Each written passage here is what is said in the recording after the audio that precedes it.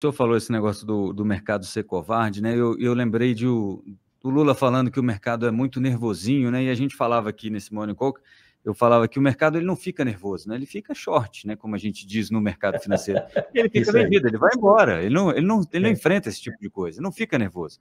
O mercado procura onde ele consegue ganhar dinheiro e onde ele tem alguma estabilidade. Só para encerrar mesmo, ministro, eu sei que eu estou esticando aqui o tempo que a gente combinou, mas vou Fica à vontade. aproveitar. Sucupira a gente é mais flexível. O... Tem 2 ou 3 pessoas aqui que me perguntaram sobre o aumento no número de ministérios. Lembrando aqui que o JBS é, sim, realmente uma campeã nacional. Mas tem a Ambev também, que é uma das maiores produtoras aí de Sim. bebidas também do Tem mundo, várias. etc. Então, e é só o exemplo. Mas tem a Aeres, tem vários exemplos a Suzano, de empresas muito sérias, de governança sérias, que não estiveram envolvidas em nenhuma lista de ninguém. Unipar, por Exato, exemplo. exato. Mas a pergunta é, 14 ministros a mais, hoje ministérios a mais, o Ciro Nogueira, inclusive, colocou no tweet dele hoje pela manhã, não sei se foi hoje pela manhã ou ontem à noite, mas acho que foi hoje pela manhã, fazendo uma continha básica ali de que 14 ministérios, segundo o governo eleito, não causa despesa, e ele faz uma conta básica ali só com ministro, salários de ministro e do núcleo duro aí de cada ministério, né? Assumindo aí que você não tem um aumento no número de servidores públicos, e só aí a gente teria 2 bilhões de reais de gasto nos próximos 4 anos. Eu queria saber a opinião do senhor sobre essa... O senhor já esteve numa estrutura de ministério, qual a necessidade real? E aqui é aquilo que eu falo, né? A gente tenta evitar aí os nossos preconceitos intelectuais, né? Pode ser, e o Bolsonaro, inclusive, já falava isso, que talvez ele tenha reduzido demais o número de ministérios no governo dele. Pode ser que 14 ministérios a mais faça sentido, e eu queria saber do senhor qual a opinião do senhor sobre isso, né? Como é que essa estrutura estatal funciona, né? Se aumentar ministérios é necessariamente um bom negócio ou necessariamente um mau negócio? Ou a resposta mais comum dos economistas, que é sempre o famoso depende. Ou por outro lado, né? Por outro lado. Olha, na verdade, eu não vejo justificativa para ter 37 ministérios no Brasil. Né? Também não para ter 12, como o Collor quis lá em 1990. Né? Também não é verdade, eu posso afirmar isso categoricamente, o que está sendo dito pelo PT, inclusive pelo futuro ministro da Casa Civil, que isso não vai aumentar a despesa, que os cargos vão ser o mesmo. Não tem como criar 37 ministros sem criar novos cargos. Por exemplo, o cargo de secretário executivo hoje só tem 23, 24. Para ter 37 tem que criar mais 13. Então, é um discurso para acalmar os mal informados, as pessoas que não se preocupam em se inteirar nessas questões. Então, por outro lado, se você olhar, existe uma regra da administração científica, chamando assim, que é a amplitude administrativa. Ou seja, você tem que comandar 37 pessoas. Vai ter ministro que nunca vão falar com o presidente. Né?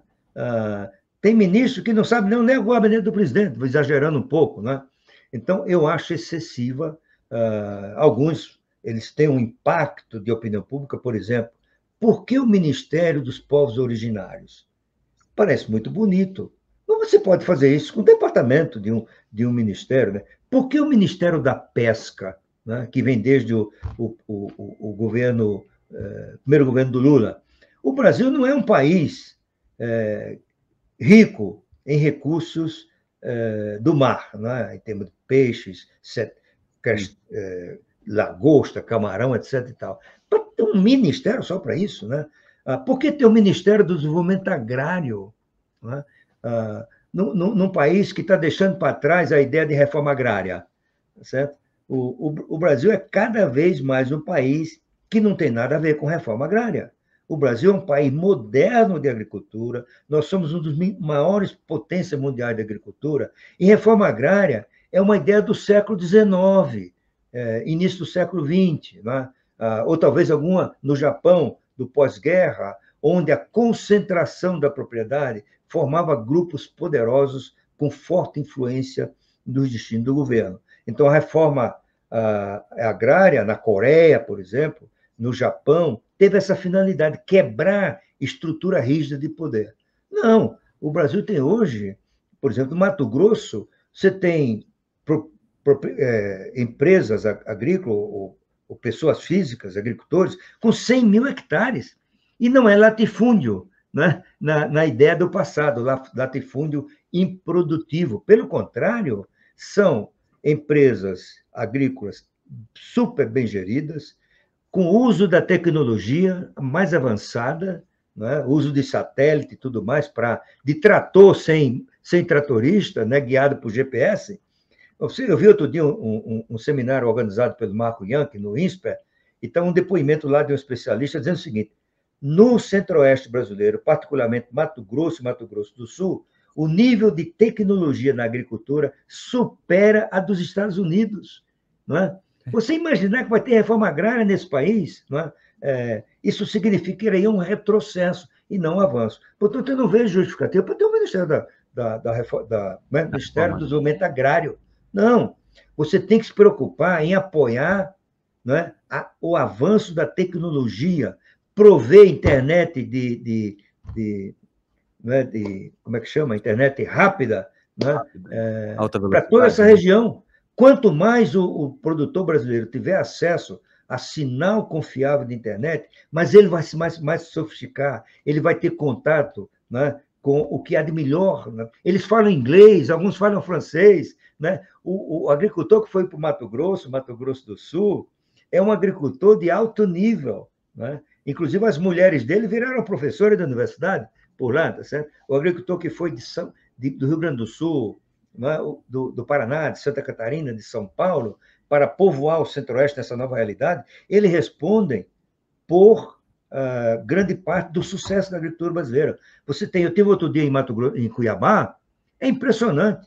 Nos últimos 10 anos no Mato Grosso do Sul, a agricultura cresceu a um ritmo da ordem de 7% ao ano, ou seja, dobrou a produção em um ano. Você acredita que um agricultor analfabeto, né, um agricultor que não tem conhecimento tecnológico, que recebe uma terra, esse cara vai ser produtivo? Esse cara merece o apoio do setor público para ele evitar a pobreza extrema, mas não acreditar, né, como acredita o MST e algumas pessoas do PT, que você redistribuindo terra, você vai ser mais produtivo. Não vai. Né? Isso não é verdade também para pequena e média empresa no Brasil, tem esse fetiche, né? Tudo tem que ser pequena e média empresa, apoio para eles. Nada contra pequena e média empresa, porque ela é dali que surgirão as grandes. Mas se você olhar realisticamente, pequena e média empresa puxa a produtividade para baixo, porque elas não são produtivas.